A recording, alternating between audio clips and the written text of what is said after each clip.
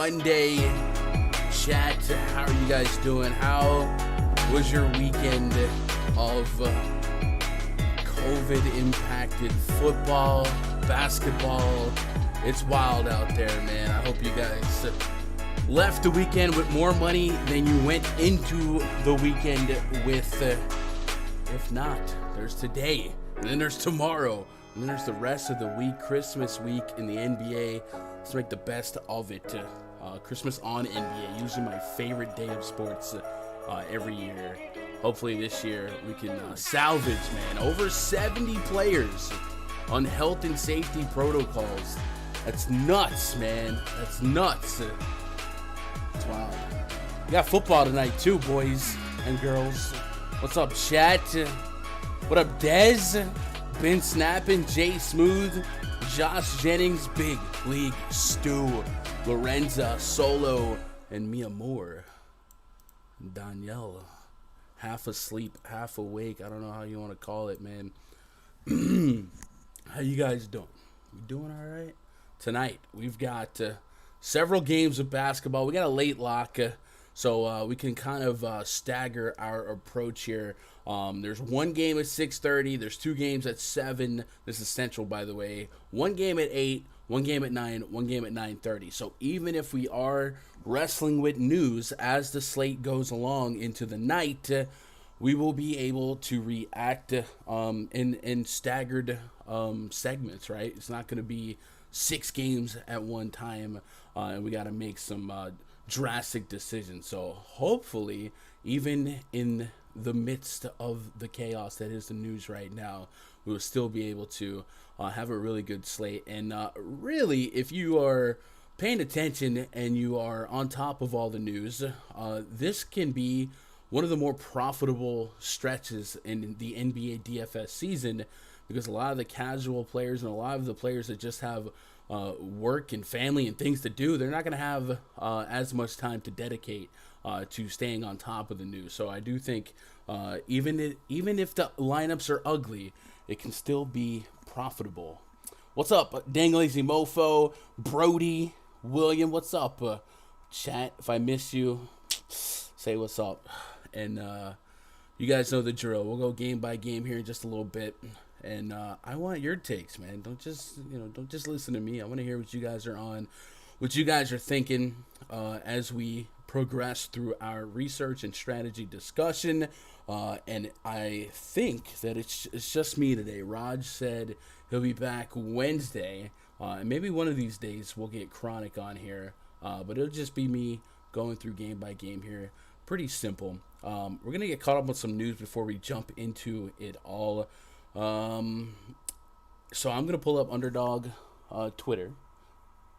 A lot of sports today. Yeah, a lot of sports today. A lot of COVID sports. You guys played some NFL yesterday? Weird lineups, man. Weird. It was profitable. Again, you stay on top of the news, it's profitable. I actually played a little bit more in Yahoo yesterday with the built-in overlay contest that they were throwing out. I ran Rodgers at Devontae and ran back Mark Andrews. And if you had that, you pretty much auto cash no matter what. I was not really there on the right running backs. I had James Robinson, but I also had a decent chunk of Myles Gaskin, Zeke Elliott, guys like that. But I was happy with the profit, right? NFL has just been vomit-inducing lately, you know? What up, Arizona Drama? Won big last night. Melo, Ayton, and Bridges went off for me. Kind of wish Hornets would have fought back. Would have been bigger hits. Suns blew them out. Yeah, Suns are pretty dirty. I took NBA off yesterday. Sunday, I like to kind of reserve as my one day off a week. Usually I'll put in my few hours Saturday night, early Sunday morning for NFL, and then I'll skeet out. I'll do the same for baseball. Luckily, baseball usually will lock at noon on Sunday for the main slate, but for the most part, Sundays are my day off, right? My brother's coughing his lungs out no more. Hey, man, I'm not over it yet. Hopefully the worst is in the past. Yesterday, I loaded up on dang near a gallon of hot tea and honey, cough syrup. Man, I've been attacking it. I rarely get sick. When I do. but having a cough for a week, man, I can't remember ever having something like that. And man, for somebody like me that has to talk so much, it's extra inconvenient. Cost us what 4 or 5 streams in the mix, so hopefully all that's in the past. Um, all I want for Christmas is an NBA DFS takedown main slate solo. I believe. Speak it, and it will happen. What up, Darn? What up, Encore? You guys doing all right? Guys, let's look at the news here for tonight's slate via Underdog Twitter. Every day, Fan does a great job of collecting the news. I mean, he's putting in overtime this week. Key news to watch as of 3 p.m. Eastern: Joel Embiid, questionable; Jason Tatum, questionable; Paul George, questionable; John Morant, questionable; Tyrese Maxey, questionable; Dennis Schroeder, questionable; Danny Green, questionable; Rashawn Holmes to be determined, as well as Dougie McBuckets. Gordon Hayward, going back to Utah, has been downgraded to doubtful. And I'll refresh it one time for the good time, make sure we're not missing anything. There's so much news that it's going to be, I don't want to say useless to try and encompass it all right here pre the breakdown. So we will try and tackle everything game by game. But these are obviously the big ones, right? The big usage swingers. And if Gordon Hayward's out, definitely mixes things up for the Hornets. And it takes away a narrative, man. I bet there's a couple people bought some tickets to that game, looking to hopefully see Gordon Hayward. What up, Crispy? Doing all right? Proud of you. Got the hot tea and honey, bruh. I mean, I've been sipping on the hot tea for a week now, but yesterday we had to throw honey into the mix. Y'all know. Chat. This stream brought to you by RunDFS.com. You guys want to get access to the RunDFS.com NBA VIP spreadsheets? That's the proprietary spreadsheets that I've created, that I use for my daily research, that we will be using throughout the duration of this stream. It will also include my player pool, my projections, all that cool stuff. You guys want access to that, you go to RunDFS.com/VIP-memberships. Check out some of the testimonials. Find something that's right for you. Remember, all of our passes do come with a voucher towards Fantasy Cruncher. So if you guys are looking to manage multiple lineups, a little extra bang for your buck, a little extra utility with a membership, you can apply a credit towards your Fantasy Cruncher pass. And of course, the big one right here, we're pushing the 2022 year pass the entire year, $649, but this comes with a $150 credit to Fantasy Cruncher. So if you know you're going to be using Fantasy Cruncher, it's essentially $500 to lock into 12 months of coverage for all the sports. You're going to get the rest of this NBA season, the rest of this NFL season, the whole baseball season, the beginning of next NBA, the beginning of next NFL. Then, of course, in that premium Discord, guys that are grinding everything, golf, MMA, League of Legends, esports, all that good stuff. So a really, really great community to jump into. And then I think per month at $500, that's like the best deal we've ever put out. So check that out. Good time to add that to the list. Let's open up the RunDFS.com NBA VIP spreadsheet. Make sure I got all my tabs ready to go, and then we will talk some basketball and hopefully come away with a pretty sharp player pool. I got the Add More Funds open. You guys want to play along, !AMF in chat. Get a link to the NBA Wowie and rotation. This is such a powerful tool to have at your disposal. It'll let you catch up on stuff that you missed. So if you missed out on a Sunday or something like that, check it out. What up, Patrick Reed? Finally, Melo broke my losing streak. Won 2K yesterday with a single lineup. Let's go, Pat. Let's go. Also, ordered my truck of Bang last night. They didn't have my flavor at HEB. So the backup. I don't know if you guys ever tried this. I think somebody on Twitter put me on this one. I forget who it was. Maybe it's one of you guys in chat. This Rain, it's pretty tasty, man. This Razzleberry, I don't hate it. So, if you guys got your black cherry vanillas, cherish them. Let them know I miss them. But in the meantime, me and Rain, we're gonna get down to it. Anyway, game number 1 tonight. Remember, guys, late lock. Philadelphia 76ers at the Boston Celtics. We got the projected starting 5 for the Sixers: Tyrese Maxey, Seth Curry, Danny Green, Tobias Harris, and Joel Embiid taking on Dennis Schroeder, Marcus Smart, Jaylen Brown, Jason Tatum, and the Time Lord, Robert Williams. Plenty of news and notes and a laundry list of possible outs with the questionable tags here. So we're going to reference the NBC Sports Edge depth chart. I love this page for kind of getting a quick update on all the injury news and notes. Starting with Dennis Schroeder, non-COVID illness, questionable for this game. Josh Richardson, I think we had... he's out with health and safety. Romeo Langford's questionable. Jason Tatum, a big one here. Left ankle sprain, questionable for this game. And then, of course, we already knew that Al Horford, Jabari Parker, Grant Williams, those guys are out. So there is a world where if Schroeder and Jason Tatum can't go here, this would be a really, really stripped down, not as quite of a skeleton crew as other teams, but it would be a pretty stripped down Celtics team, and we would probably leaning on a trio of like Marcus Smart, Jaylen Brown, Robert Williams to absorb the most minutes and usage and potential fantasy points. And then looking at the 76ers, they are not without questionables in their own right, on top of a lot of outs that they've already announced. Andre Drummond, Korkmaz, Shake Milton, Gorgeous Nyang, out, and Ben Simmons, of course, still out. But Joel Embiid, Danny Green, Tyrese Maxey, questionable. And Joel Embiid is somebody we've seen them be a little bit cautious with this year.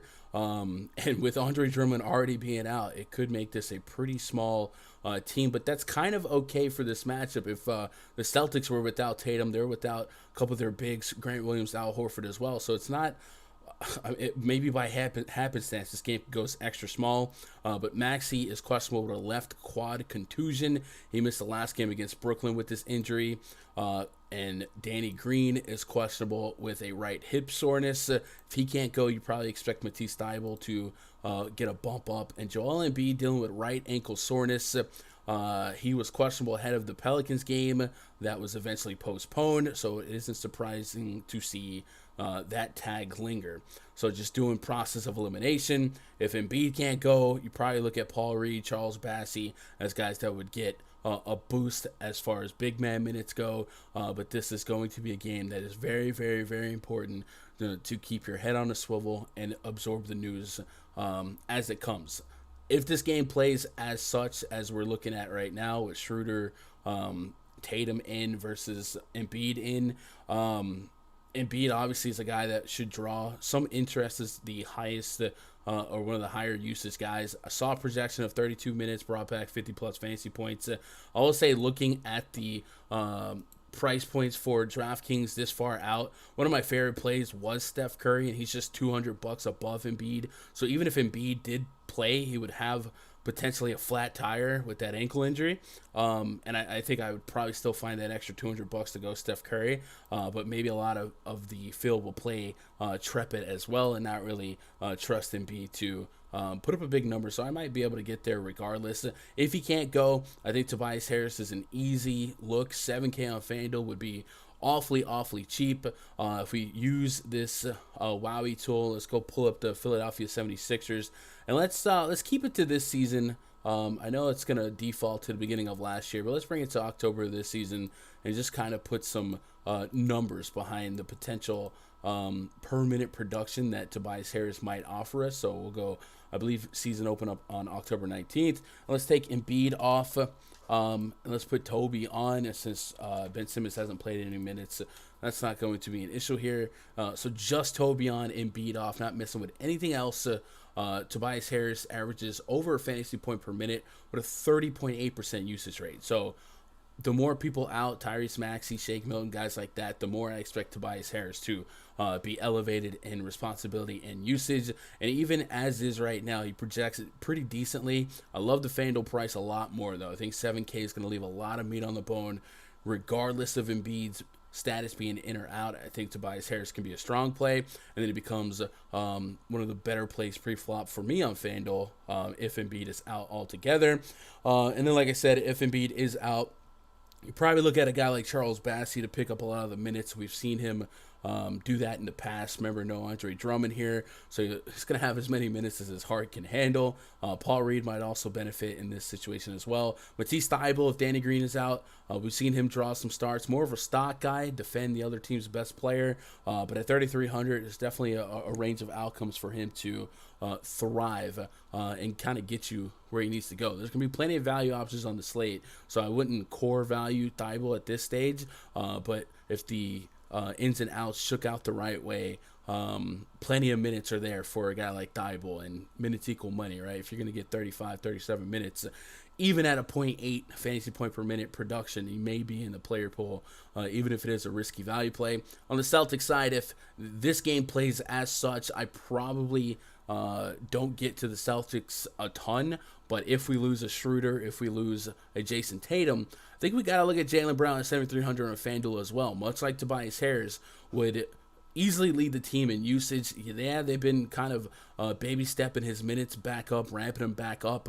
But if I believe in the last couple games, he's been on pace to exceed 30 minutes by hook or by crook, whether it be blowouts or not. 32, 33 minutes his last two games, and then the Milwaukee game was a little lopsided. So I do think there might have been some room for more minutes here. So even if he just stays at the minutes that he's played or averaged in his last 4 games, I do think Jaylen Brown at 7K would be much like Tobias Harris, where I just play him at that price point. I think the usage will win out.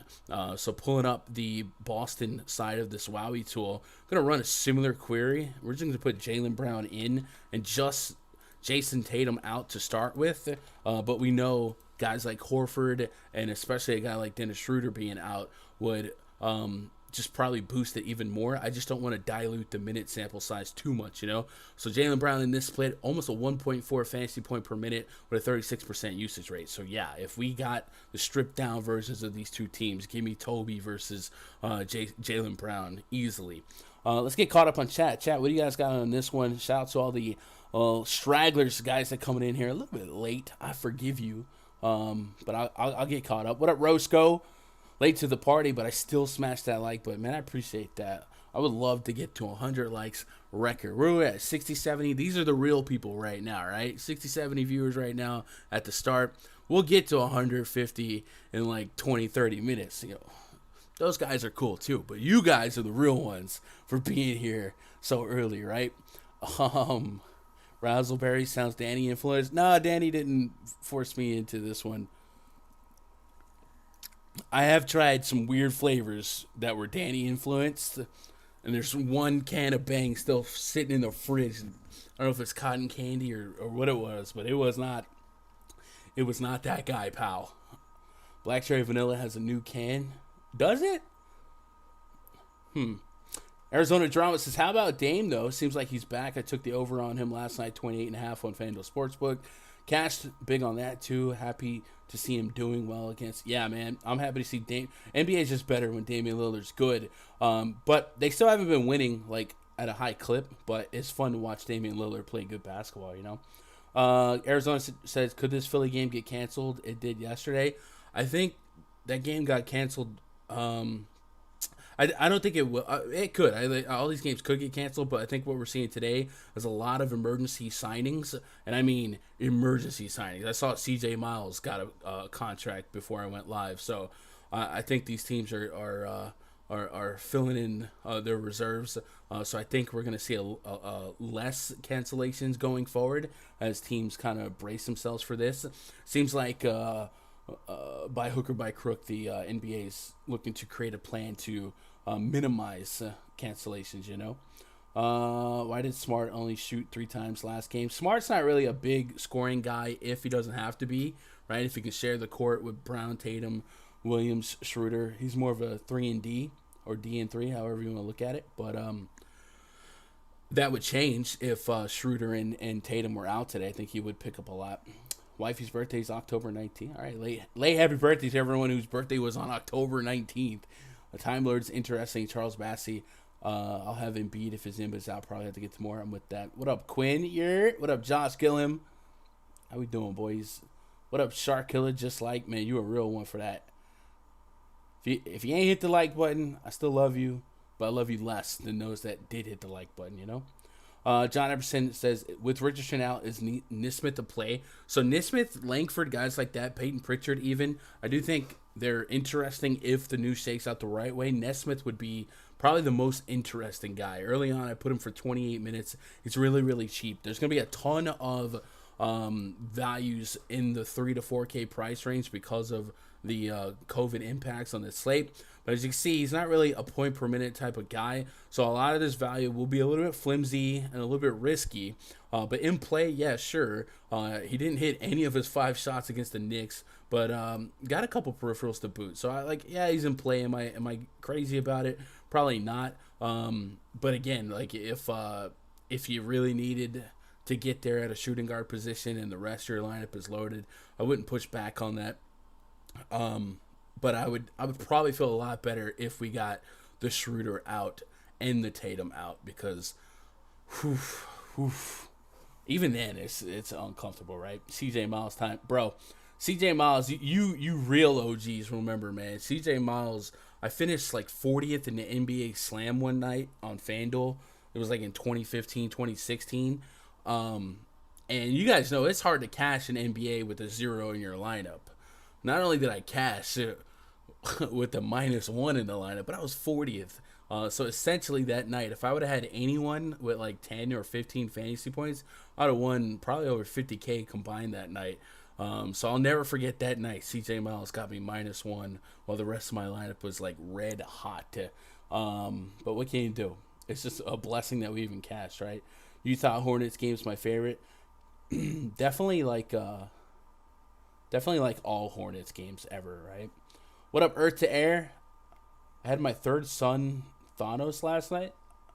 Is that real? Like, you actually had a new baby? If so, man, that's awesome, dude. Did you name him Thanos for real? You're capping. Stop. Thanos, whatever. Cutting up a wild hog and listening to gun. Yo, Shark, man. Wild hogs are a gamble. Is a gamble. Disease-ridden meat. But I guess in some areas they'll be alright. CJ, it's rough out here. It's rough out here, bro. There are some names getting 10 days right now. Tyler Johnson, fake 40 coming. What up, Valdo? You sounding better, bro. Man, I'm on the up and up. I can still feel a little bit of itchiness. I'm trying to fight it. I appreciate you guys, though. DeRozan going off again, man. DeRozan did his thing last night. He's the new Mr. Fourth Quarter, man. Y'all remember a couple years back, Isaiah Thomas in Boston. Fourth quarter was IT time. That's kind of what DeRozan's doing right now. Best fourth quarter player in the game. I feel like Sacramento may let us down. Maybe. Didn't CJ Miles steal Floyd's girl? Floyd Mayweather? Maybe. I don't know. I don't keep up with CJ Miles' love life like that. But more so because it's CJ Miles. Anyway. Let's move on to the next game, boys. We don't always bragging about my throat. 1 second. All right. Houston Rockets at the Chicago Bulls. Next game on the docket. For real, Earth, man. Hey, man. Congratulations to you and your old lady, man. Tell her I said good job. And then just remember, for the rest of that baby's life, you give that baby a birthday party, all right? Don't combine it with Christmas, all right? Don't be those parents. Get that baby a birthday party and then Christmas as well, man. Those Christmas babies, they love to get messed up. I think my boy Young C has a birthday on Christmas. That's terrible. That's just sounds good, but it's terrible. Rockets at the Bulls. Next game on the docket. Josh Christopher, Eric Gordon, Garrison Matthews, Jayshawn Tate, Christian Wood taking on Alonzo Ball, Alex Caruso, Javonte Green, DeMar DeRozan. When he shoots it, it goes in. And Nikola Vucevic. We got 2-2-2 and another 1-2 as our total is 6.5 point spread in favor of the home team, Chicago Bulls. Shish kebab. Shawshank Redemption. Chicago. Rockets could be without Amar'e Brooks. He's questionable. Jalen Green, Kevin Porter Jr. Out. We know that. How has this team looked in this split? I would assume that Christian Wood is the guy absolving most of the usage, and maybe Eric Gordon is getting a little bit sneaky. I probably don't want to get too infatuated with the Rockets. giving the Bulls a little bit of defensive respect here, but maybe they come out a little bit surprising here. So let's put Wood on, and let's put Eric Gordon on, and then let's just only worry about Kevin Porter Jr. and Jalen Green, right? We don't want to get too crazy and over dilute minutes here. So Jalen Green, Kevin Porter Jr. His name is Thanos, so don't get no better. You stay clipping yourself, gun, but bragging about my you know what? Okay, buddy. Listen. Next year, YouTube's adding like clipping features for more channels. I'm gonna need y'all to relax, okay? I know Damon's out there. There's gonna be a mixtape of me just being ultra sus. But Gordon, Christian Wood have the higher usage rates on the team in this split, 25-28% usage respectively over fantasy point per minute, and Christian Wood at 1.3. So Christian Wood would probably be the apple of my eye if I had to get to the Rockets side here, 8,200. Eric Gordon wouldn't be off limits at this price point. No warm and fuzzies altogether through and through this lineup, but if Armani Brooks was rolled out, that would be 20-plus minutes of guard rotation to kind of open up here. I know Silas is kind of keeping a young gun rotation, but hey, minutes are minutes, right? Josh Christopher to an extent, 3,900. Yeah, you probably make the back end of my player pool, but Gordon and Christian Wood and maybe a little bit of Jayshawn Tate would be in the mix as well. Christian Wood being the priority. On the Bulls side, Chicago Bulls without Derrick Jones Jr., Zach LaVine, Thomas and Patrick Williams, also Elise Johnson, Ayo, Desomu, and Troy Brown all out. They are on night 2 of a back-to-back, and DeMar DeRozan had usage that just doesn't happen anymore. 24 shot attempts yesterday against the Lakers, 38 real points, 16 of 17 at the free throw line. Nutty. And at 9,300, 50-plus fantasy points is still a range of outcome. Kind of crazy that he had 38 real points and barely scraped 50. But against the Houston Rockets, hey, man, I'll chase those points here. And I think without Zach LaVine, we know throughout the season, LaVine and DeRozan were a bulk of their real scoring, averaging 25 points apiece. So if we put this game to stay a little bit closer, a little bit longer, there is definitely ways to talk yourself into a little bit of Lonzo. I do think his price is a little up there to feel great about, so I probably keep him at the tier 3 area. And that guard rotation would also be like Caruso and Kobe White. Kobe White at 3,700, I think I can justify on DK. But DeRozan and Vucevic are absolutely in the mix as well as guys that can get you 40, 50 fantasy points. There is a couple of outcomes here. I think one of the more modest outcomes is that all the Bulls are just okay plays, right? Like a 38 from Lonzo doesn't mean a whole lot at this price point. DeRozan gets like a 45. Doesn't mean a ton for tournaments at that price point. And the same with Vucevic, 45. But I also think there's outcomes where one of those players spikes. And I think the two likely to spike for ceiling is probably DeRozan and Vucevic. The Rockets have been bleeding fantasy points to the front court. So it's a good spot for both those guys. And they also allow a decent chunk of points in the paint. We know DeRozan can get off in the paint as well. So I guess just to put some numbers to the mix here, let's put DeRozan and Vucevic on. And let's just take off LaVine. I'm not going to really overstate Lonzo here because I think we all know Lonzo will be more pass first when he has to be. But I still like him for deep minutes here. Just 70 minutes of sample size, not enough to go with, but DeRozan's at a 30% usage rate, and I think a lot of that is from what happened yesterday. So, yeah, DeRozan's in the mix. I think I put all the Bulls. I think I put DeRozan and Vooch as a tier 2, Lonzo as a tier 3. I guess what's most appealing to me about Lonzo is for Fanduel, there's a lot of stock potential here, and if he does live up to his 38-minute projection, looking at this team metrics chart in the RunDFS.com NBA VIP spreadsheet, check this out, man. On the season, we've got some sloppy play out of the Houston Rockets. They have allowed the most steals per game in the league. And then blocks per game allowed is up there as well, third highest. So Lonzo's a guy that can definitely fill up the stat sheet when it comes to steals. Same with Caruso. Both these two averaging almost 2 steals per game. Maybe a lot of that is sloppy play by Jalen Green and Kevin Porter, and maybe it tightens up here. But it's still a metric that I'll have to lean on and trust regardless for a young Rockets team. So, yeah, I think that's how I would rank that. Do you guys agree with that? Is it DeRozan 1? Or would you make a case for Vucevic 1 here? Either way, I think we collectively would agree those are the top 2 in the podium. And then it gets to like Lonzo. Kobe White, I think, might just be a DraftKings only play for me today. See, chat, we're starting to run out of gas. And even then, I don't know. Maybe I'm expecting more from Kobe because of what we saw from him last year. But even his production this year, especially from a fantasy production standpoint, it really hasn't been that great. So it might just be DeRozan 1, Vooch 2, Lonzo 3, Caruso 4, and then I could just be done with the Bulls from there. But what do you guys think? You guys agree with that, or do you guys have a different approach when it comes to the Rockets here? Let me get caught up on chat. Lonzo Ball triple-double. I definitely think a skinny triple-double from Lonzo is not out of the question here. Matter of fact, look at Lonzo last night. I think what I love the most about Lonzo is just the minutes, right?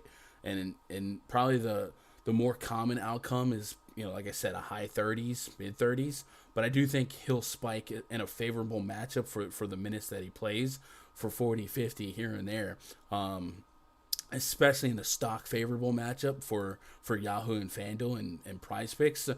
I definitely don't mind that. Maybe we'll look at his PrizePicks prop here in a little bit. But I got it for 44 Fanduel points, so projection kind of compensates for that, right? Gonna go Brown 100% today. Brown? You mean Jaylen Brown? I could get with that. Christmas in 5 days. Gotta go Christmas shopping. Oh, man. Rockets and Bulls equal blowout. 6.5 point spread. Night 2 of back-to-back. Maybe the Rockets hang around longer than you expect, but it's possible. Vucci gang spent 10 racks on a new chain. I don't mind Vucevic either. I got him for a really good Fanduel projection, 48 fantasy points, so I'm with that. Caruso at 28 fantasy points on PrizePicks. I got him for 38. Maybe that's aggressive, but to be 10 points over the PrizePicks projections this far out, I don't mind. He played 38 minutes against the Lakers yesterday. 33? Yeah, 28 might be a little soft for the matchup. I don't mind that. That's a good call out there, Josh. Butthole in the chat. Who's the best play on the slate? You are. Quinn says, if it blows out, buddy, probably... Oh, you're talking about the sack game? All right. Yeah. What up, Fish? From the Rockets, Christopher looks interesting. Only 4.6 on FanDuel. Yeah, and then Josh Christopher's potential would only go up if Armani Brooks can't go. And to kind of put a cap on the Armani Brooks speculation here, I'll just read what... they're giving us probable. So I guess that's not going to be a situation here. And I guess there's a world where Brooks would even start. Sometimes they've kind of staggered. But 28, 33, 27 minutes last 3 games for Christopher. 20-plus fantasy points. Feel like on this slate you might want 30 out of these value guys. So maybe it's not a big or not a common range of outcome, but a range of outcome. So, yeah, I don't mind it. What did you say about me in a mixtape? God dang it. There he is, boys. Dang Lazy Mofo was pointing out a couple of questionable excerpts that you could take away from my speech earlier. And, I don't know. You always come to mind when questionable phrases are in the mix. Any Javonte Green love? Not especially, but I guess $100 above min price.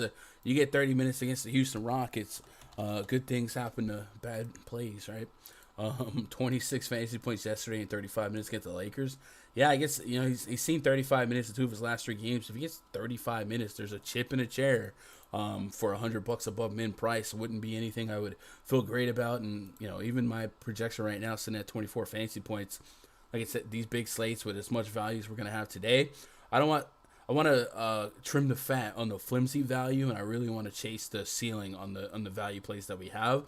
And I don't really know that I trust Javonte Green to be that, but it is the Houston Rockets, right? Christopher should get his minutes no matter what. Definitely, and maybe his minutes would be more lucrative off the bench, right? Kind of the Kenyon Martin or Marnie Brooks appeal here is like whoever's coming out in that second unit might be a little bit more productive per minute than when they're sharing the court with the Christian Wood or the Eric Gordon. So maybe look after that, right?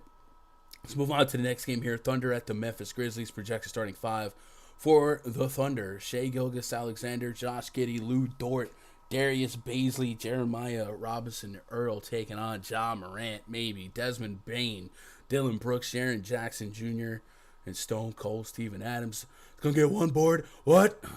Got 214.5 total, 9.5 point spread in favor of the Memphis Grizzlies. Let's do an old refresh here on the NBC Sports Edge depth chart here. Love this little page, guys. Bookmark it, man. Really good, easy way to catch up on some news and also look at the depth chart at the same time. But we did get a couple of Memphis questionables before we went live. So Ja Morant would be a big one. Left knee sprain, listed as questionable. He's of course been out for a long stretch. When he plays, or when he did play earlier this season, Memphis' defensive rating was really, really, really bad. And when he's been off the court, their defensive rating has been a lot better. So you might expect opposing point guards to project a little bit better if Ja Morant defense is reinserted into the mix. And then who else did we get? Question: was it Dylan Brooks and Tyus Jones? No, I feel like we had other cues when it came to.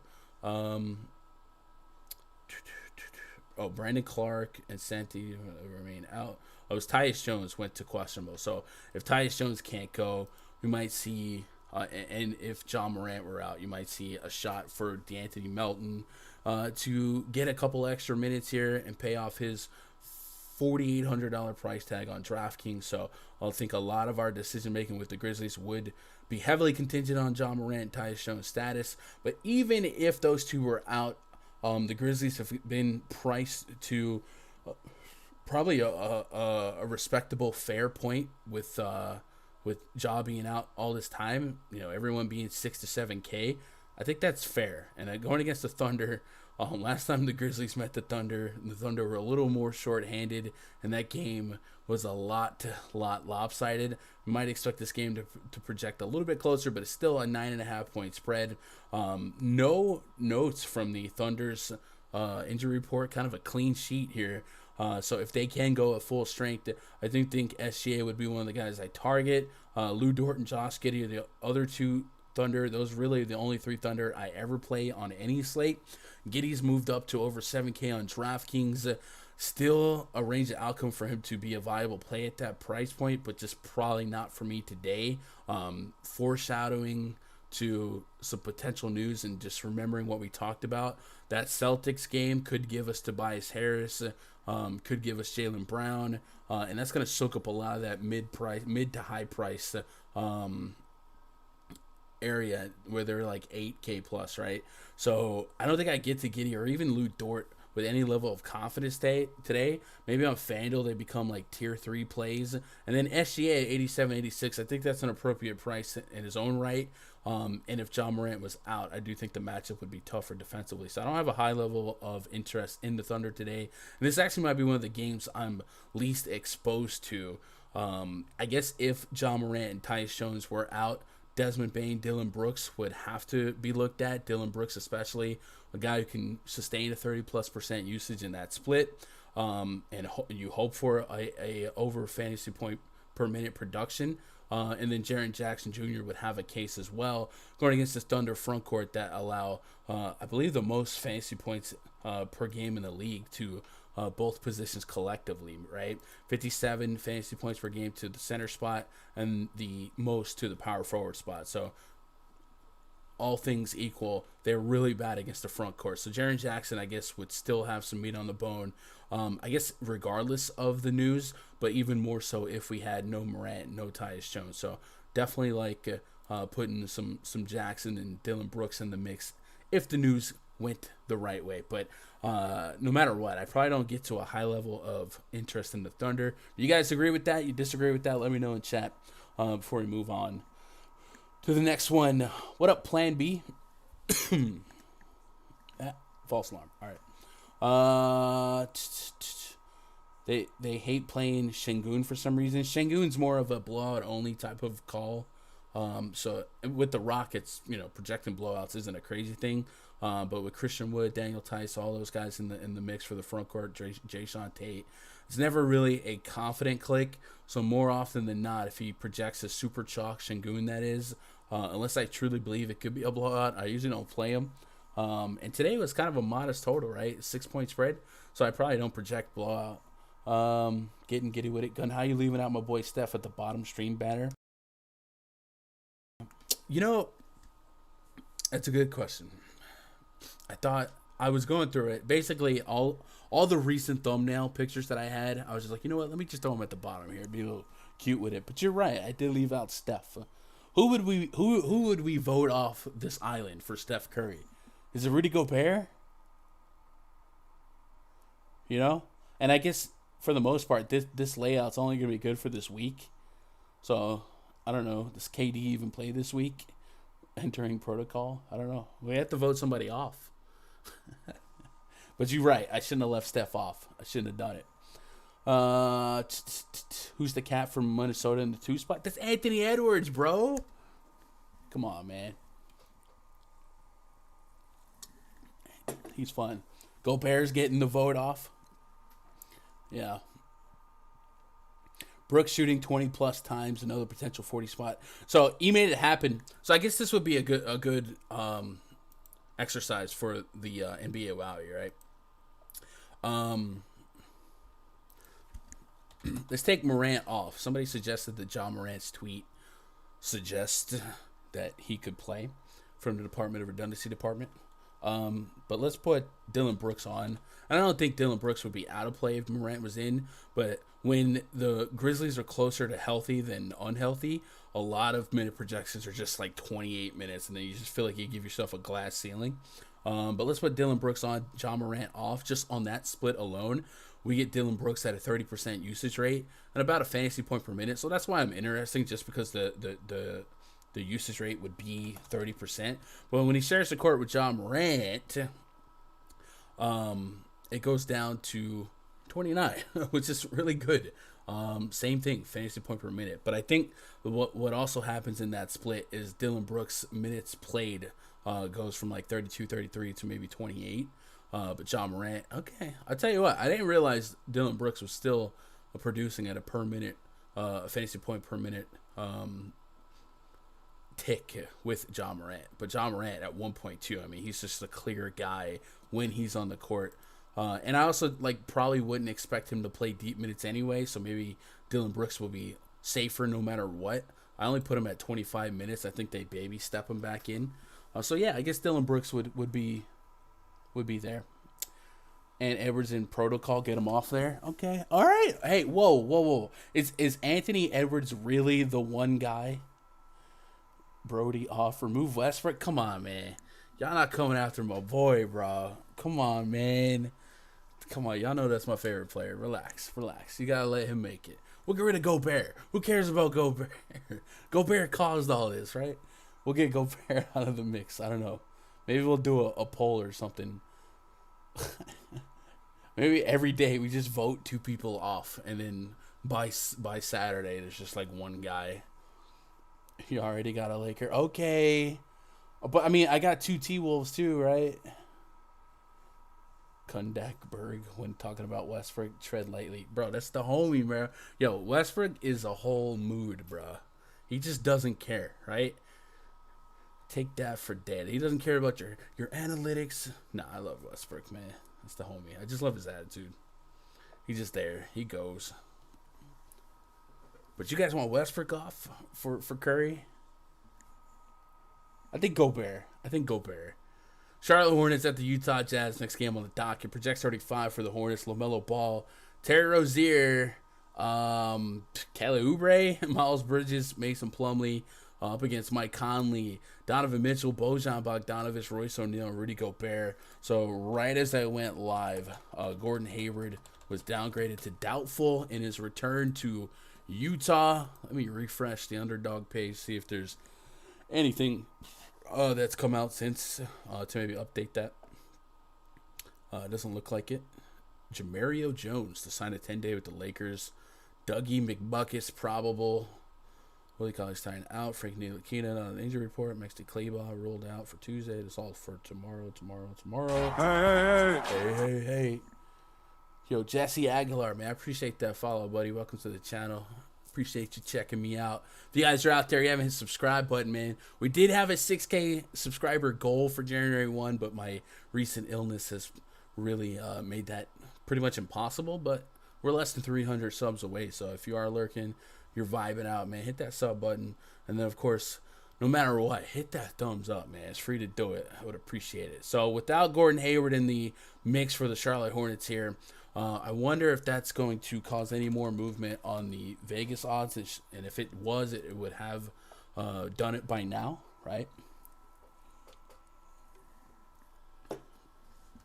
So they were 9.5 when I did it. Now they're 12.5. So Gordon Hayward represented almost 3 points since 2 points. All right. So the game script here is the Utah Jazz blowout. 237 is still a lofty total, and even if it did blow out, we've seen the Hornets offer up an opportunity for great fantasy point per minute production and big games. And we've also seen the Hornets kind of surprisingly stay in there with teams, right? As bad as their defense is, their offensive efficiency has been pretty good as well. They're kind of like last year's Chiefs, right? Good offense, even worse defense sometimes. And now you're catching the Hornets here on, it was a back-to-back LaMelo. Let's pull up LaMelo.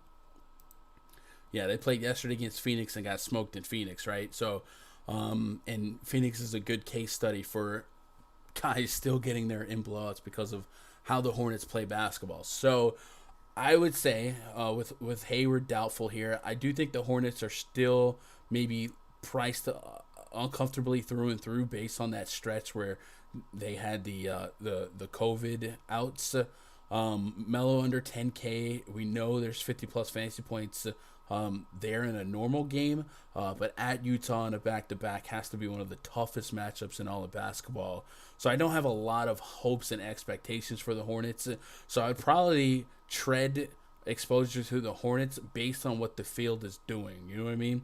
Like if the field was going to be completely off of the Hornets altogether, I think they're a good enough offense that I would take a couple of shots at them. Utah Jazz this season have lost a few games at home. I think more this season than last season already, right? I think. Don't quote me on that. So it's not outside of the realm of possibility for a team like the Hornets to come in and play shocker. We've seen them beat teams like the Warriors this year, right? So I might have some exposure to them if we looked at ownership projections and nobody was at the Hornets table. So I think that's how I play that. And that would be sub 10K LaMelo. Terry Rozier, 65. I'm looking for an outlier shooting night where he just drops 30 points via threes. Maybe like Kelly Oubre. Oubre's not comfortable at all at almost 7K, but a guy like that can have a ceiling game, especially in the absence of Hayward. We might beef up his minute projections. Miles Bridges, know that I can play deep minutes. I probably don't touch any of the Hornet centers. Mason Plumlee, no. PJ Washington, probably not. Guys like that. But I do think I would rotate some of the stunner, the potential ceiling guys here that could play stunner only if the field wasn't doing it. So I guess that would be if all of them came in at like under 7% owned. If I thought they got to like 10-15%, or if I saw that they were projected to get 10-15% ownership, I'd probably say that the probability for that to be optimal is less than that ownership, so I just don't do it. And that's probably my approach with that. And that's all I got to say about that. On the Jazz side, the Hornets being as bad as they have been this year on defense have allowed some players to achieve 1.5 fantasy point per minute production. And a guy like 8,500 Donovan Mitchell is really intriguing. A $1,200 discount from his DraftKings counterpart price. So I might be in on that. I gave him a 33-minute projection. I got almost 50 fantasy points back on that. So I do think we're getting a discount of a potential 50 bomb on FanDuel. So I'll be an investor in the FanDuel price point. And then a guy like Bojan Bogdanovic, Royce O'Neal, and Rudy Gobert. These are all guys that maybe we don't get to that common, but we've seen this Hornets matchup just breed fantasy lucrativity, right? Day after day, game after game. So Bojan Bogdanovic, I think, hits that tier 3 for me. Royce O'Neal, if I had to stretch it, I think there's extra peripherals in this spot. We know O'Neal could play upwards of 30 minutes. And then if the game did get iced early, Jordan Clarkson's a guy I think per minute could go off 30-plus fantasy points is what I got him projected at. And then Hassan Whiteside, right? 3,900. Come on. You guys know where I'm going. 20 minutes against the Clippers, Washington. Other games that were rather lopsided. 44 fantasy points. We've seen 30 plus. So while you essentially would need the blowout for this to get where you need to go, 13 point spread off the top for a Hornets team on night 2 of back-to-back going into Utah. That's not a bad spot to expect a lopsided affair. So I don't mind getting to some Whiteside exposure on the main slate, just because I do think we can see a path to 20 minutes a little bit more in this game pre-flop than an average game pre-flop. You know what I mean? So I don't mind getting to maybe 15%, 3,900 Whiteside, and even if the game stayed surprisingly competitive on 15 minutes, wouldn't be shocked if he got 25 fantasy points as it was. This Hornets team bleeds fantasy points because of the pace that they run, and I think it'd just be a ultra upside spot for a guy like Whiteside, and a good spot to maybe get Gobert a couple extra minutes rest on the bench. So I love Whiteside in tournaments on DraftKings. I think that's a really, really high upside for low price point opportunity. You know what I mean? You know what I mean? Let's get caught up on chat before we move on to the next one. Gobert did cause all of this. Yep. Anthony just got here. Everybody else been here. You're trying to get rid of Anthony Edwards, bro. Vote the guy who doesn't have 60 DKP this season. Who is that? Out of everyone there, who doesn't have 60? I think Westbrook got to almost 70 against the Knicks this year, right? Trae Young has got some big. I don't know anybody on this poster that hasn't got 60 yet. I don't know. Utah with the 125-point implied total. That's nuts, right? Y'all hitting Molly or Aaron Andrews with the hall. Whoa. You trying to get me caught up. Hold up. Gonna need a Texas co-host, bruh? Maybe. Hey, actually, Chronic is in Texas, so it kind of counts, right? Oh my God! Well, I just noticed Towns has the look someone just told him is coming off the port for Curry. Oh no! Remember, the Hornets are the gift that keeps on giving. Yes, sir. We just stack against the Hornets. That's what we do. But it is a blowout, right? Pre-flop. So Royce O'Neal, though, how crazy of a click is that, right? Every now and then O'Neal's gonna drop that 30-point game. 35 against Minnesota, 33 against Boston. You know what I mean? People don't play him. It's the Hornets. Hornets just offer ceiling games to a lot of positions. So if you get a lot of minutes for Royce O'Neal, put him about 30. I'm in on that. Hornets gonna keep Arizona drama. I don't think that's a crazy thought. I do think the Hornets have stunned us a few times this season. And the Utah Jazz have fell a little bit flat in some home games so far. So I don't think that's a crazy range of outcome. Obviously, without Gordon Hayward, it's an uphill battle. But I don't think that's a bad thought process. And that's what I was saying. If I can get Hornets at single-digit ownership, I'd probably take some chances. But if they got to 15%, I'm probably out. Probably, right? Sacramento Kings against the Golden State Warriors. Next game on the docket Project starting 5 for the Kings: Tyrese Halliburton, Buddy Hield, Harrison Barnes, Chemezi Metu, and Rashawn Holmes, maybe. Taking on Steph Curry, Damian Lee, Otto Porter Jr., Draymond Green, Kevon Looney, Jordan Poole, Andrew Wiggins out for this one. Klay Thompson, James Wiseman still out. Looks like Thompson was trying to make a return in January. Thought he might be back for Christmas, but they don't want to speed that up. They definitely don't have to. Kings have a list of outs: Marvin Bagley, Terrence Davis, De'Aaron Fox, Alex Len, Davion Mitchell, all notable guys that will not play tonight.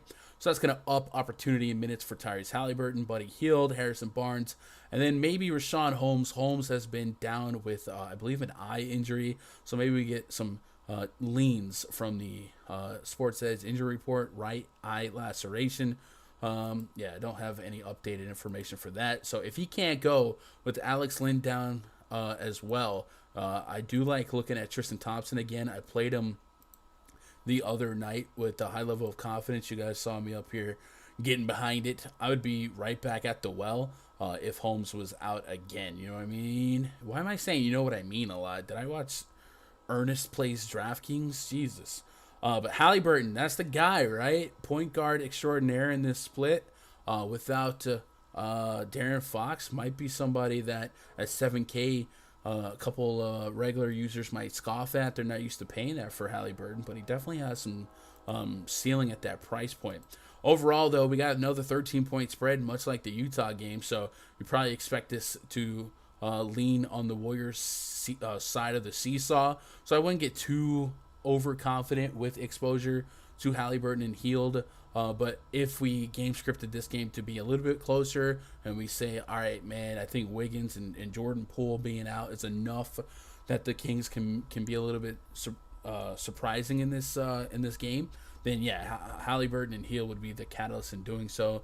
A little bit of revenge on the Harrison Barnes click too. But just for aesthetics here, let's just take off De'Aaron Fox and let's put Halliburton on the court.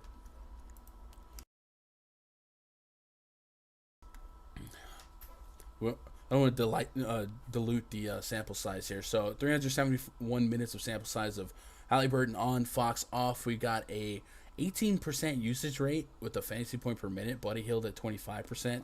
Mitchell's on here messing things up. So let's take off Davion Mitchell as well. See if that tightens the screws a little bit. Usage rate goes to 20+%, 1.2 fantasy point per minute, a 47.5% assist rate. So that might be something to look at. Keep that number in mind, I guess, for maybe PrizePicks if we want to look for some Halliburton props. He's averaging 6 per game as is, and then not sharing the court with Fox, who averages 5 to 6 himself. Maybe we can get a softer line on that. But yeah, Halliburton and Hill would be the front runners of interest for me on the Kings. And like I said, if Holmes can't go, maybe a guy like Tristan Thompson. On the Warrior side, guys, is Steph Curry the guy? All these games we've already talked about, we don't have any studs, right? Joel Embiid, if he played, I guess. Paul George, we're going to talk about if he plays, I guess. Tatum might not play. We know Levine's out. We don't have a lot of studs to pay up for, and we got a couple of decent value spots. The other day when half the slate was ruled out and we were getting 38-minute 3K players, I told my crew, don't be afraid to overpay for 45, 50 fantasy points. Is Steph Curry in that spot? I think he is. I think if I guess we can do it. If we take off if we take off Jordan Poole and Wiggins, you gotta look at Steph Curry to perhaps take 30 shots. I don't think I'm being outlandish in that statement, right? Him and Draymond Green would have to be the backbones in this split. Maybe you get some good games out of Otto Porter, Bielisa, JTA, maybe Iggy steps up here, but I think for the most part, Steph Curry is an interesting click, even if you only projected him to play 3 quarters. In the split, without Wiggins and Poole on the court and Curry on, we're looking at 35% usage rate, a 1.6 fantasy point per minute production on DraftKings. I mean, that dog will hunt, you know what I mean? So even if I get him at 28 minutes, why am I saying that? What have I watched that? Jesus, that's not part of my vocabulary. So even if this 35-minute projection went down to 30, I still could see a lot of upside at that price point. So give me Steph Curry as a tier 1 on FanDuel, right? I mean, that's probably my highest owned player no matter what at 97. But for 2,000 more on DraftKings, I don't think that's enough to scare me away on a slate where, 55 fantasy points, those raw points just might matter because there's not a lot of ceiling studs on the slate altogether.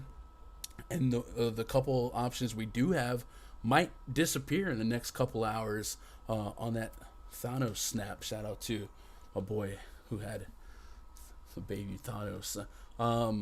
So yeah, I think Curry, even if I got to 55 fantasy points, the projection for Curry on DK at 11.8, that's probably still going to lead the slate in fantasy points, right? I got him right above Joel Embiid right now. So yeah, if you're going to be the highest scorer, I think that means something with this much value as we do have. So I think Steph Curry 11.8, I still get to pretty aggressively, but 9.7 on FanDuel, that's probably tier 1 for me. Draymond Green's the other guy here, so let's reference that split one more again. Draymond Green down here, about a fantasy point per minute. It's nothing crazy. Nobody else had like an egregious per minute production. Maybe Bielisa, but I don't know that we bank on big minutes from him. Chat, I want to know what you guys are doing. Do you guys believe the Kings can keep this competitive long enough, strong enough for Halliburton Hill to be viable plays tonight? If I let the projection tell it, I can feel good about the Hield projection. I know he's going to take plenty of shots. And then Halliburton didn't hit 40 for me yet, but I think he could. And I also think we look at the Warriors team and their defense, and Wiggins has been a big part of their wing guard defense. So maybe a couple of steps backward. But guys like Jonathan Kuminga could step up, get some run guarding the wing here. And I'm not ready for them to completely cave in and be a bad defense, but they could be less strong and maybe play down here, Lorenzo says Steph will have 50 at half. Let's go. Let's get caught up here. Halliburton has been going off with everyone out. Yeah, I like Halliburton a lot. I think he's their most. I think Halliburton's probably their most talented player. Like just straight up, Gotta play Bridges. He's money in the blowout or not. All right. Lorenzo says, I like Halliburton today, but if they start Gary Payton the second, I'm off him at that price. And put the mitten on him. What's up, Bill Biller? Don't think TT can go 30 again. I think if Holmes and Lynn are out, I think he can. I think TT's not some old, slow dude. He's still young. And he was playing 38 minutes at times with ease for the Cavs. A lot of people kind of forget that, right? 29 minutes his last 2 games. Whether or not 30 fantasy points is an outcome here, maybe not. And maybe they go ultra small ball and stretch out Harrison Barnes and Metu at times to respond to maybe Draymond at the 5 for some splits here for the Warriors. But I think minute wise, I'm not too worried about Tristan Thompson's ability to go 30. Wondering why Vegas got the Warriors by so many without Poole, Wiggins. I mean, the Kings are not great, right? And their best players, other than Halliburton, right? De'Aaron Fox, Marvin Bagley, Terrence Davis, big minutes on him. Davion Mitchell, their best kind of guard defender. So you take a not great team and you take away some of their better players as is. They can't expect much. So I think that's justifying the spread here. Buddy wasn't looking too good last night until he caught fire. Yeah, Buddy Hield's going to be more scoring dependent than anything, and that's not a good or bad thing, but it is something that against Memphis, where he was projected to be 50% owned, I was like, man, at 50% owned, I'll probably take the gamble that he doesn't break the slate, and it paid out. But if I took that same gamble yesterday, it would have got me in trouble, and that's just the price you pay to play the game, right? 9 3-point attempts, hit 7 of them, so he shot ultra efficient from behind the arc. Is that sustainable? No, but in a single game sample size, Buddy Hield will have to chuck a lot of shots in an up pace matchup like this projects to be, in a matchup where they project to play from behind, where the pressure to score more via the 3 ball is there. So the shot volume should be there regardless. But I think that much like my Hornets approach, where if Buddy Hield projected overly high owned, I would probably go the other way and just try to make up the difference elsewhere, and just know that he's that much of a volatile play that I think I can use that as potential positive leverage if he did fail. So that's just kind of the way I play. I think Halliburton has the safer floor for me here, because we know he'll kind of create plays and kind of get more peripherals than Buddy Hield will. But yeah, Buddy Hield is going to have to probably score 20 to 25 real points to really be involved in optimal lineups tonight, in my opinion. Love Draymond today. I definitely don't mind Draymond, especially if you think he could take some more shots. Sacramento Kings, one of the fun facts about the Kings that we reference all the time is that the Kings give up the most points in the paint in the league, and they're losing more and more bodies, so I don't expect that stat to get better.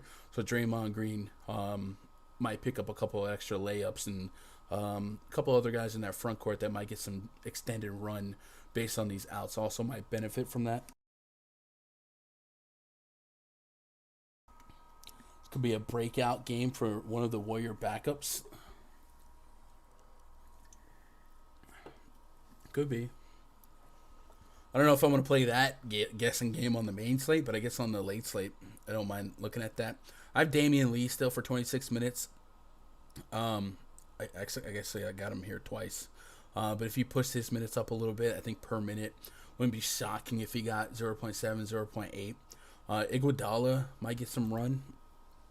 Iggy, Otto Porter, and Jonathan Kuminga. I haven't really settled on what I want to put their minute projections at.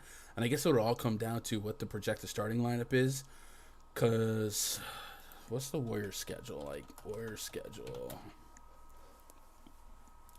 DFS, a lot of randos are going off. They are. Dude, we're only 10 minutes above the top of the hour.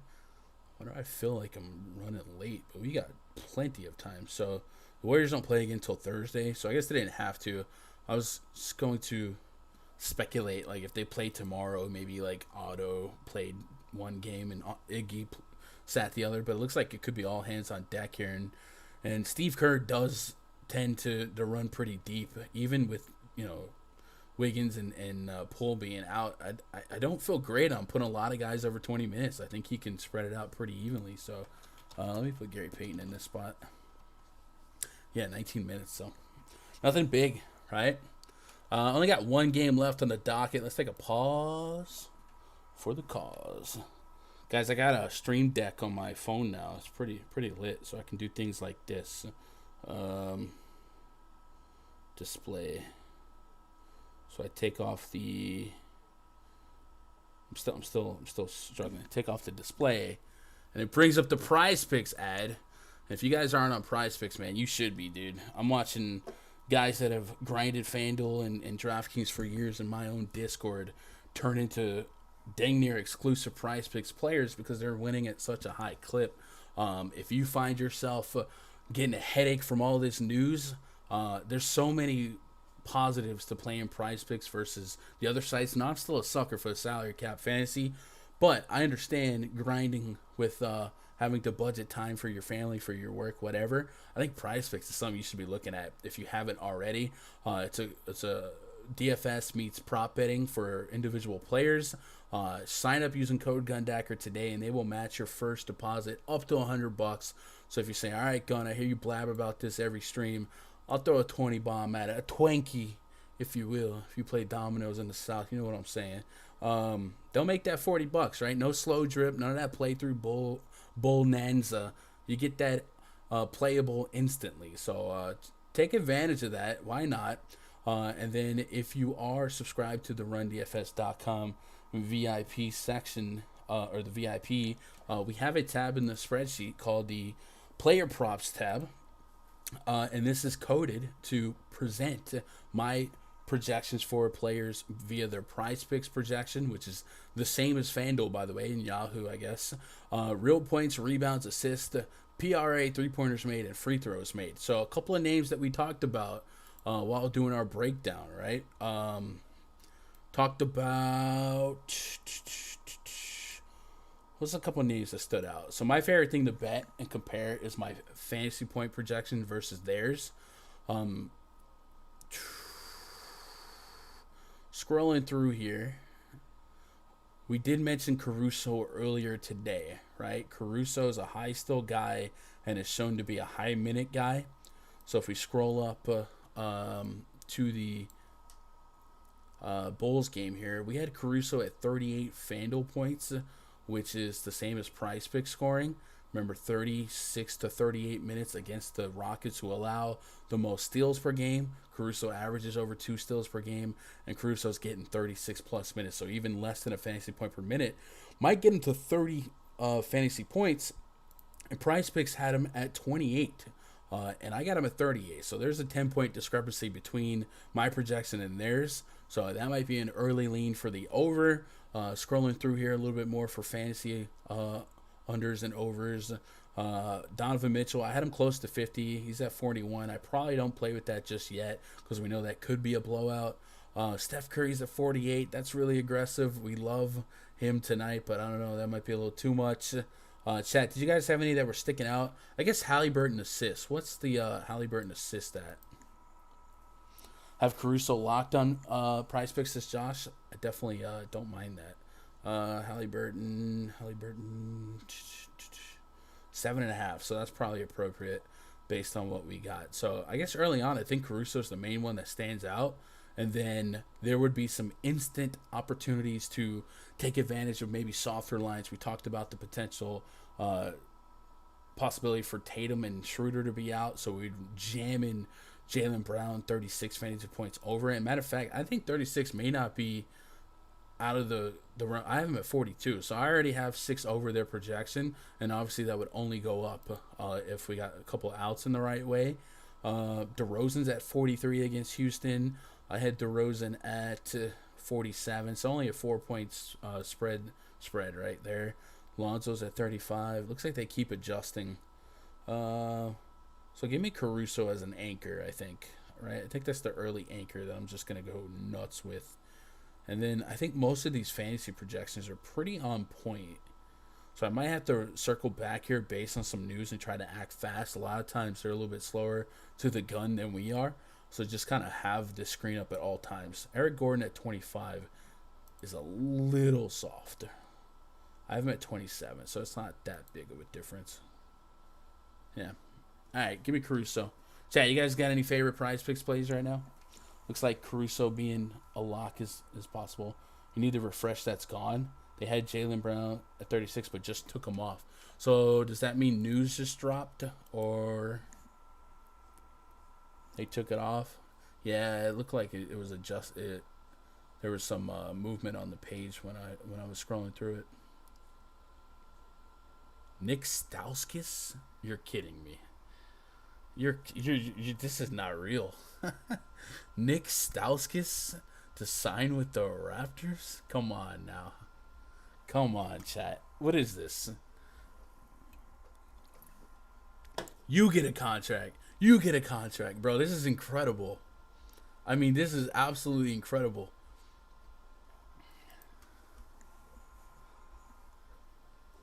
Main event tonight. Los Angeles Clippers hosting the San Antonio Spurs. Project starting 5 for the Spurs. DeJounte Murray, Derek White, Doug McDermott, Keldon Johnson, Jakob Poeltl. Am I not Poeltl enough for the Poeltl Club? Taking on Reggie Jackson, Terrence Mann, Paul George, Nick Batum, Ivica Zubac. 217 is our total 5-point spread in favor of the home team Clippers.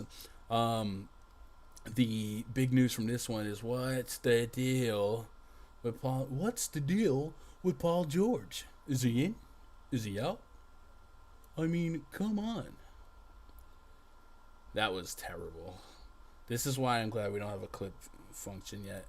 Paul George questionable, right elbow, didn't play Saturday. He's been out for 5 or 6 games now. If he can't go, you'd expect that rotation to look like, or that starting line to look like Jackson, Terrence Mann, Luke Kennard, guys like that. And then with Marcus Morris, Isaiah Hartenstein out, front court could get beefier minutes to Zubac and potentially Serge Ibaka. And then And then, yeah, Zubac at 4,900. I mean, this is an opportunity we don't often get. So even though it's not my favorite matchup, Pirtle individually, I do think 4,900 leaves a lot of meat on the bone for potential minutes coming Zubac's way at this price point. I think 30 fantasy points is a realistic range of outcome from time to time. So I don't mind looking at Zubac for an uptick in minutes, and then we mentioned Ibaka might get a boost as well. If Paul George did play, he's under 9K on FanDuel, almost 11K on DK, Slate, where we don't have a lot of studs to pay up for. So he enters the conversation.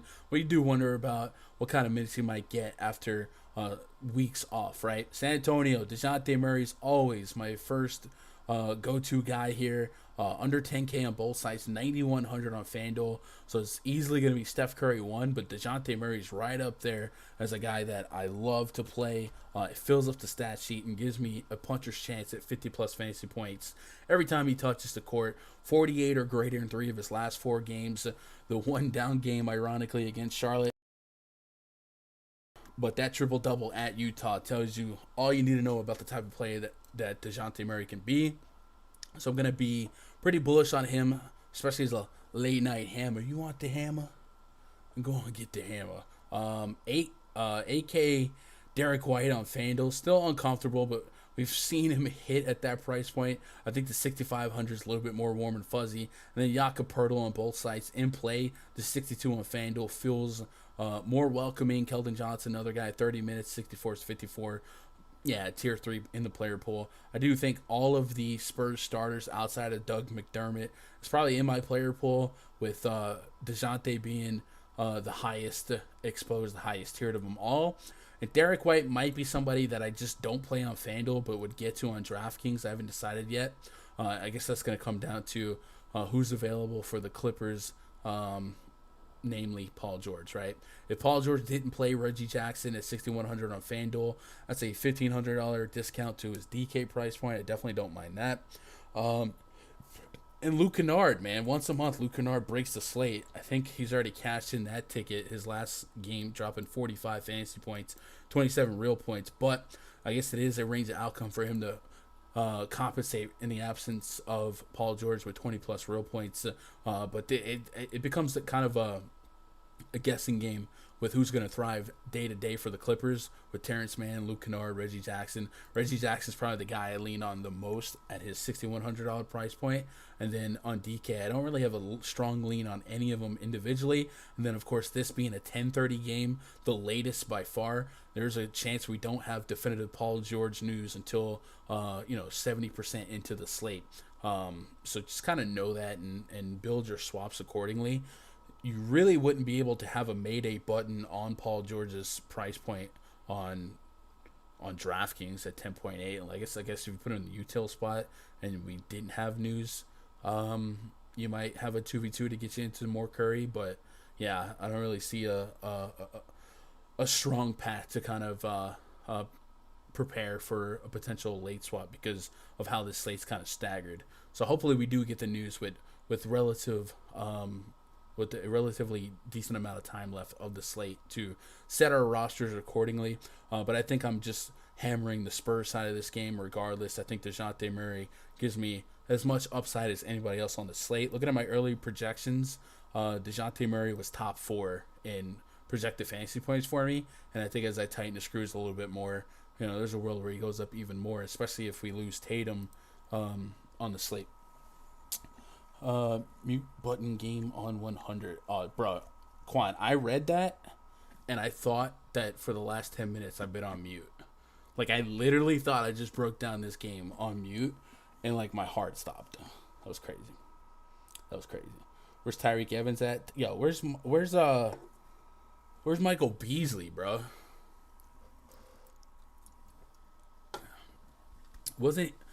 I know the other night I saw Isaiah Thomas in the G League stats. Lance Stevenson was balling as well.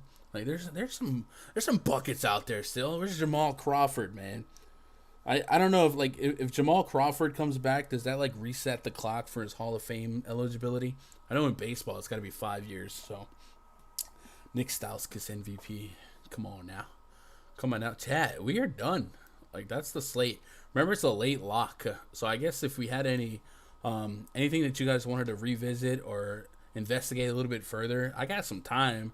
I will be in the RunDFS.com VIP Discord 2 hours prior to lock, chatting it up. So you guys want to hang out with me, make some lineups, you can do so. Go to RunDFS.com. Find yourself a membership. $20 gets you a week access. But check out that year pass, man. If you guys want to grind, know that I'm grinding out here every day. I like to take it easy on Sundays, but outside of that, every day we're out here grinding. My 3 sports that I personally cover professionally: NBA, NFL, and MLB. And MLB, I've created a monster. Lance will make them dance. Let's go. Where's Jimmer Fredette? Is he still in like China? I don't know. Where's Andrew Bynum? Bro, we're gonna see some names. My boy Greg put on Twitter earlier. It's just like naming random people. I came up with Mitch McGary and Kyle Singler. You guys remember them? Bro, those are the type of people Westbrook was carrying while you out here trying to get Westbrook off the banner. You out there playing ball with Mitch McGary and Kyle Singler in the lineup. It's just crazy. It's crazy. Chat, what do you guys got for me, man? Some questions, some comments, concerns, anything? Look at that. Look at that year pass, by the way. Look at that. I just love playing with this stream deck now. All right. Where's Tony? God damn, y'all coming up with some names. Drew Gooden. Let's just name random basketball players for 5 minutes.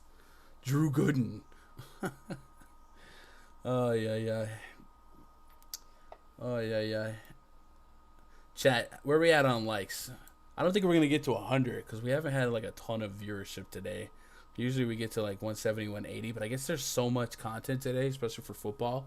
It's a little bit, the airwaves are a little bit saturated, but it's also earlier than normal. Any other news and notes from Underdog while we are chilling? LeBron James.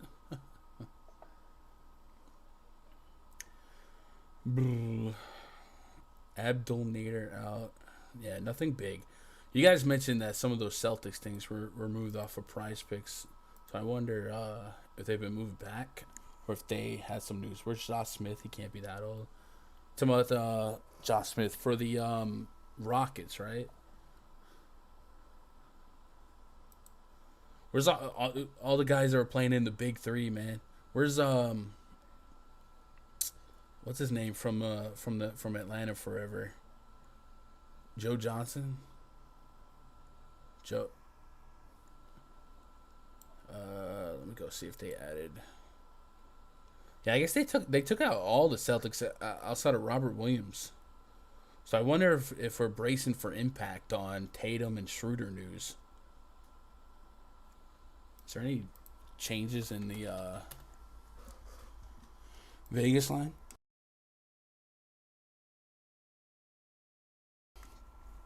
Going, what's up? So you going Donovan Mitchell instead of Curry? No. Well, maybe on DraftKings, yes, but on Fanduel, no. But I think I also have a decent chunk of overlap. Boston 3.5. 3.5. What did I have earlier? I had 3.5, so nothing's changed. Darius smiles. Your overlays are fire gun. Nice improvement. Man, that's a little, I like to do it holidays. Christmas is my favorite, man. I had to do it good. So last night I spent a little bit of time on it. And I guess I got to make a new one for next year, but I love Christmas, man. I just love it. Thoughts on Justice Winslow point guard if PG is out? Man, you play Justice, he'll keep your wins low. I don't ever play Justice Winslow. 26 minutes against OKC, 24 DKP. I don't play him. I just have a large sample size historically of him just not being that impactful for fantasy. But I guess if you're just talking about salary and maybe more so on a late slate, he's cheap enough that sure there's a path to success for him. But on the main slate, I don't think I get to any Justice Winslow. And then you probably don't know, you probably wouldn't know halfway through the slate. You know what I mean? So like all the 3 to 4K value that you miss out from the early games, you would miss out completely if Paul George ended up being in and okey doked you out of Winslow. So I personally don't get to Winslow, but I can do it. Was Al Harrington? Wacky waving inflatable arm flailing tube man. I'm Al Harrington from Al Harrington. Anyway, there's a bunch of weed companies. My bro met him while flying his load. Dang. What up, Darnell? Kelly Oubre, no Hayward. Oubre's price point is still up there, but I do think there's a ceiling to him. And I think he's an interesting play if he wasn't starting. Like, if he didn't start and they put out some weird lineup, but I think he would start. But even if it got lopsided, you might see you might see Oubre out there in the cleanup crew anyway. And if he can cross paths with like Jordan Clarkson more so than like Conley and Royce O'Neal and guys like that, yeah, maybe it makes him more viable of a play. I don't know if you were here earlier, but basically my stance on the Hornets is if the Hornets stay at like single digit ownership, I think there's a range of outcomes that they surprise people because we've seen their offense click at times. But I think Oubre is one of those guys that might be game script proof, and he might mop up in the fourth quarter if the game got lopsided. But they aren't as unhealthy as the rest of the league. They went through their COVID spell. So I only have Cody Martin and Hayward down. So the rest of the team is pretty much accessible. So it wouldn't be a core one or a core play or tier one play, but I do think there's a path to justifying it in tournaments. Delonte West gonna have stop it. Who's best points per dollar on DK? So this will certainly change as we get more information on the slate. But my last projection sweep was about 20 minutes before I went live. Zubac was the guy that popped for me. And then guys like Javonte Green, Mo Harkless, but these are not attached to big fantasy points. These are just based on their salary. But I think Zubac is the guy that's most intriguing with the path to more minutes in the absence of Isaiah Hartenstein. If Paul George was out, it would just be a little extra usage to go around. But they have no Hartenstein. And Ibaka had a Q tag on him, right? So let me see what's the deal on Serge Ibaka. Los Angeles. Personal reasons have been listed as questionable. So if Ibaka doesn't play and Hartenstein's out, Zubac might just get minutes by default, right? So I think at 49 on DK, I can justify him pretty well. Mitchell or Murray? I probably go Murray on account of a wait. Is that DK or FanDuel? On FanDuel, Donovan Mitchell's still cheap, even in a potential blowout. $85, $1,200 cheaper than his DK counterpart.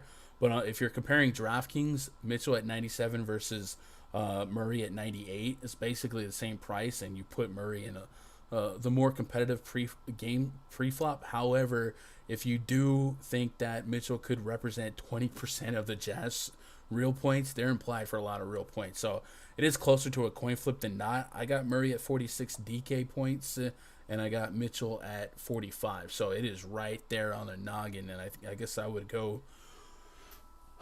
probably leverage the lower owned if it was a drastic difference in ownership. Maine or Brooks on FanDuel? Probably Brooks, just because we know his usage will be closer to 30%, even with Ja Morant. We saw that split earlier. Desmond Bane's a little bit more reliant on a good shooting night. And I don't think Bane's necessarily a bad play, but I probably lean Brooks just because the usage numbers go in his favor. But if Ja Morant was out, I could get to both of them, because there's a world where Ja Morant and Tyus Jones didn't play. I think Morant, we might expect him to be closer to in, but I wouldn't expect big minutes on him, 20, 25, something like that. Everyone getting picked up except LiAngelo Ball. That's actually a good point. All these bare bones min 10-day contracts. Darren Williams. Bro, the other night he was boxing, man. He could have been in the league. Although he probably made more money boxing than he would on a 10-day.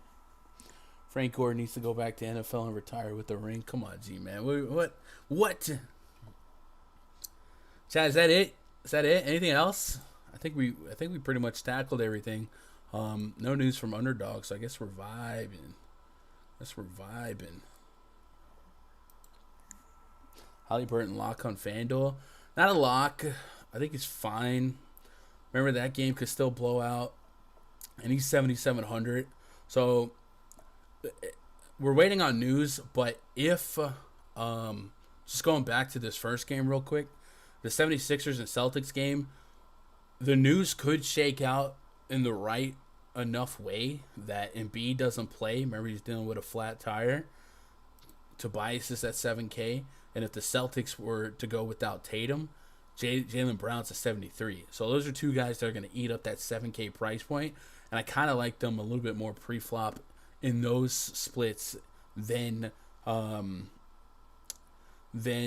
Halliburton at almost 8K and a 13-point, lopsided spread. So not a lock because of that, but I don't necessarily think he's off limits. He's still fine, but remember, we need 40-plus fantasy points, and still a great defense, even with Wiggins and Poole being out. We expect them to be above average, right?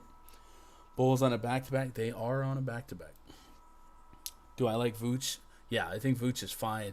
I think the Bulls are just understand a couple different ranges of outcomes. There's a modest range of outcome where none of them get there, right? Lonzo 38, DeMar DeRozan 42, Vucevic 42. None of those guys wow you at those points for their price point today. And then there's outcomes where Vooch drops 50 plus, DeRozan drops 50 plus, Lonzo 45. I don't think they all coexist ceiling wise often, so I probably set a rule in my Fantasy Cruncher player groups to where I kind of stagger exposure to where I only have maybe 2 of 3, maybe 1 of 3. But I do think they would all be easily justifiable individually based on the matchup and just being a 6.5 point spread. Holmes in play if he's in. I don't think I get to Rashawn Holmes. I guess per minute he'd be fine. I guess he's in play, yes. Locking it, probably not. Any core games to target besides the Sacramento game, Gun? Core games? I think the Celtics-Sixers game could get a little bit stackable if the news went the right way, right? If we lost Schroeder, Tatum, I think Brown, Robert Williams, Marcus Smart could all coexist together. And then if Embiid was out, I think Tobias Harris, Seth Curry, and remember Maxi's questionable, didn't play that last game, and there's no Shake Milton or guys like that. So you might see a world where Tobias Harris, Seth Curry coexisted. And I don't think I get to Danny Green. He's questionable too, but yeah. But as far as stackable games, I really don't have a single game that I'm running to stack. I guess the Clippers and Spurs project to be the closest, but the Clippers are pretty volatile in their ranges of outcomes from their potential starters. So I don't. Yeah, it's kind of a weird slate where I don't love one game specifically. Mitchell, Dre, and LaMelo. I'm playing Damian Jones if Holmes out on Fanduel, or just play Gobert. Yeah, Damian Jones had a huge night the other night. I think that's an odd 1v1. Like, I don't think it's fair for me to compare Damian Jones to Rudy Gobert. I think Gobert at 9K needs 50 plus to normally satisfy that price point. But I love centers against the Hornets. I was plugging them earlier, but if you really wanted to get freaky in tournaments and you believe in this lopsided spread, I had it at 11.5 when I did the sheet, but after Gordon Hayward's downgraded to doubtful, Utah went to 12.5, 13 in some spots. So you can make a logistical path to 20-plus minutes for Hassan Whiteside. Obviously, it would include a big fourth quarter run, but like I think if I wanted to get a little crazy at the center position for upside at center, I do think Hassan Whiteside could have a game, particularly in this spot against the Hornets. But that's it, chat. That's it. We good? I think we're good. I think that's it, man. You guys crushed it today. I don't know how many likes we got. I don't think it's that many, but the closer to 100, the more I appreciate it, man. You guys, hope you guys had a really strong Monday to start out, and hopefully we have news shake out pretty efficiently throughout the day. Slate's pretty staggered, late lock, so So if you're going to jump into that rundfs.com VIP Discord, just know the voice chat's going to crank up 30 minutes later than usual, but I'll be in there creating my player pool up until locked, and it might bleed just a little bit extra. So if you guys get any process questions, anything like that, jump in the Discord. We'll have some fun. Are we on Jay Sean Tate? A little bit. Not a lot. A little bit. Not a lot. Right? Appreciate you guys making part of my day, be part of your day. If you guys got anything else for me, twitter.com/Gundecker. I love you guys. Good luck. God bless. I'm going with some money.